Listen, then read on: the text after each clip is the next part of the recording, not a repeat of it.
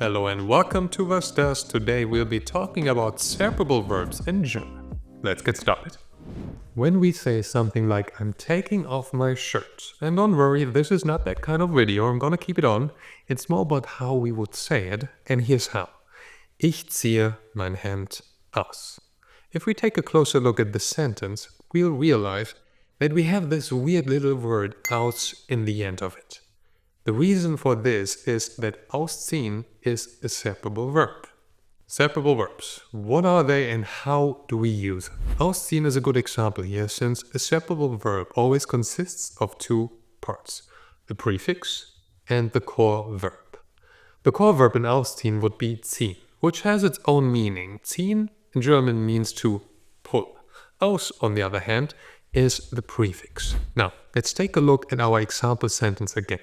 Ich ziehe mein Hemd aus. What we see here is whenever we're using a separable verb, the prefix of that verb will move to the end of the sentence, whereas the core verb will stay behind the subject, usually in second position. So even if we add other parts of the sentence, the prefix will stay in the end. Even if we say, I will take off my shirt tonight in the middle of a train station, not a recommendation by the way, we'd say, ich ziehe heute Abend in der Mitte des Bahnhofs mein Hemd aus. Long German sentence. The core verb stays after the subject ich, and the prefix remains in the end of the sentence. But that's just one example. Let's take a look at some more. The following verbs are separable verbs as well. Ankommen, to arrive. Aufmachen, to open. Einkaufen, to buy, or mitkommen, to join. Let's take a look at them and how they behave in a sentence. Der Zug kommt gleich an. The train is going to arrive soon. Sie macht das Geschenk auf. She's opening the present. Sie kaufen Kartoffeln ein. They are buying potatoes. So German. And ich nehme heute auch meine Schwester mit. I'm also taking my sister with me today.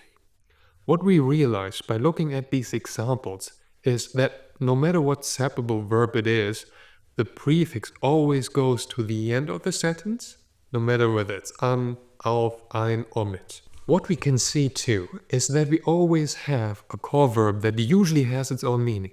It could be used by itself. Kommen means to come, machen means to do, kaufen means to buy, and nehmen means to take. By adding these prefixes, the meaning of the verb changes, sometimes only slightly, sometimes more drastically.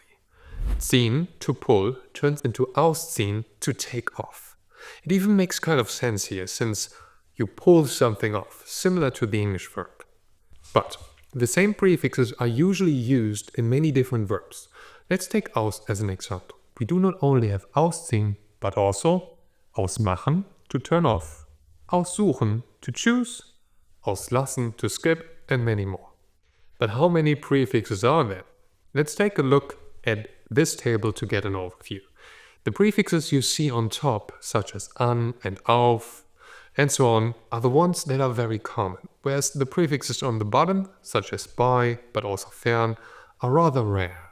So there's ankommen, as in der Zug kommt an, the train arrives, or aufstehen, as in ich stehe 6 Uhr morgens auf. I get up at 6 o'clock in the morning, and so just click on pause if you want to take a closer look.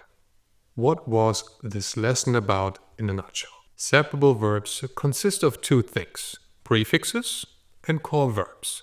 There are about 15 common prefixes for separable verbs which change the meaning of the core verb. But separable verbs always behave in the same way. We use the core verb the way we would use the regular verb, but the prefix moves to the end of the sentence, as we have seen in these examples. Der Zug kommt gleich an. Sie macht das Geschenk auf, or Sie kaufen Kartoffeln ein. And that's how we can use separable verbs. If you want to practice this topic, click on the link below for a free exercise. No sign up necessary as always. For more explanations, exercises and fun learning games, visit our website at www.wasdas.com. There you will also find a table with all prefixes for separable verbs and a digital flashcard set to learn them. Again, the link is down there. And if this video was helpful, don't forget to like and subscribe for more fun German lessons. See you then. Bye bye.